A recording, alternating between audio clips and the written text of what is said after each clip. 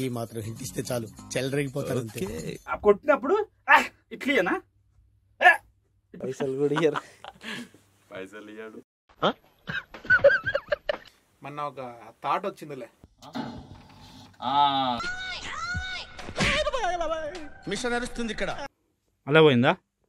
అరే ఏమైంది అర్జున్? ఏమైంది? ఒకసారి చేసి చూపించు. ఏది? నన్ను చూడని. నాకు చాలా కోపదారి మనిషిని మీకు తెలుసు. నేను చూడండి అక్కడ ఏముందో. అసలు మీకు ఈ స్టూడియో పెట్టాలనే ఆలోచన ఎలా వచ్చింది? అసలు మీకు ఈ స్టూడియో పెట్టాలనే ఆలోచన ఎలా వచ్చింది? ఈ వయసు మంచి ఫ్యామిలీ ఉన్నప్పుడు తాగాలి అని బంధాలను దూరం చేయాలి. ఆ బీజంలో వెళ్తుంది ఆయన డైలాగ్ వర్షన్. నాకు అర్థం కాలేదు సార్. మీరు ఏం చేస్తుంటారు సార్? నేను ఫోటోగ్రాఫర్ బాబు. నాలో ఉన్న క్రియేటివిటీ మొత్తం బయటికి తీస్తా. నా తడాకా చూపిస్తా. కొంచెం తేడాగా కనపడుతున్నావే. ఇట్లా వస్తుంది అని వస్తుంది. అలా వస్తుంది. త్రో చేసినట్టు ఉండదు. ఇప్పటికే చాలా కష్టపడ్డారు. మీరు ఇంకా కష్టపడితే వాయిస్ కొంచెం రైజ్ చేయాలి సార్. మైక్ దగ్గరే ఉన్నారు మీరు. వాయిస్ కొంచెం రైజ్ చేయండి డైలాగ్ చెప్పేటప్పుడు. కుర్రోళ్ళు ఉన్న ప్రతిదానికి సిద్ధమైపోతారు. వయసులో ఏంటంటే మీరు ఆ గుట్కాలు మింగుతూ కొంచెం ఆ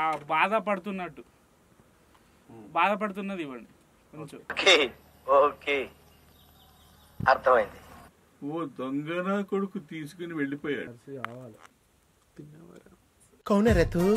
శ్రవణ్ బంగారం.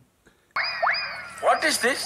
నేను ఇంత స్వీట్ గా మాట్లాడుతుంటే రిప్లై ఇవ్వకుండా వెళ్ళిపోతున్నాడు. అర్థమైంది. అసలు యాక్చువల్ గా మొన్న ఒక థాట్ వచ్చిందిలే. అన్న రూల్స్ పెడతారు, ఆయన ఫాలో అవ్వరు, కానీ మనం ఫాలో అవ్వాలి. ఏం పీకడానికని మాటలు వద్దు కృష్ణ. పూల సొక్క సిగరెట్ కాల్చొద్దన్న కదా ఆఫీస్ లో. ఓకే ఓకే లేదు ఏంటిది? మాకేంటిది అంటున్నాను. అవునవును సిగరెట్ కాల్చొద్దన్న కదా ఆఫీస్ లో. ఓహో, ఇప్పుడు అలా కూడా రాస్తున్నారు అన్నమాట. కొట్టినప్పుడు ఇట్లీయనా లేకపోతే ఓకే ఓకే.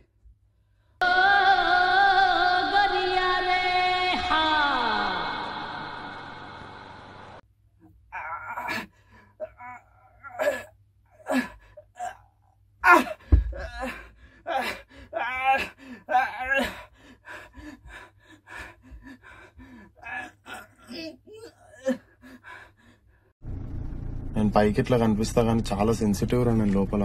అపరిచితుడు రా నువ్వు. రే ఎవర్రా నువ్వు? చెప్తున్నాను ఒకటి. ఇక్కడ ఉద్యోగాలు ఉండయి, చాలా కష్టం డబ్బింగ్ అంటే.